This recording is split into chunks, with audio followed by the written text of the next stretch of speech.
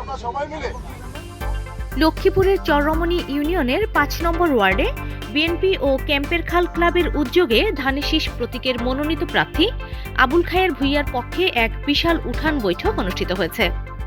বৈঠকে প্রধান অতিথি হিসেবে উপস্থিত ছিলেন লক্ষ্মীপুর জেলা যুবদলের যুগ্ম আহ্বায়ক একেএম ফরিদ উদ্দিন। এছাড়াও উপস্থিত ছিলেন চররমণী ইউনিয়ন বিএনপির সভাপতি আব্দুল কাদের ও সাধারণ সম্পাদক ডাক্তার মঈনুদ্দিন মিলন।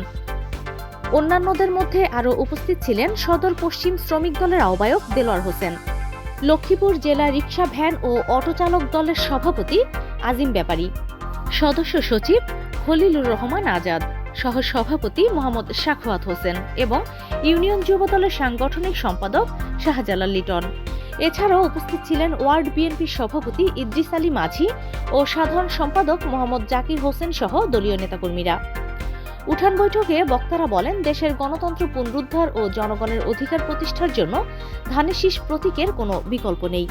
তারা সবাইকে ঐক্যবদ্ধ হয়ে আবুল খায়ের ভূঁইয়াকে বিজয়ী করার জন্য ধানের শীষে ভোট দেওয়ার আহ্বান জানান।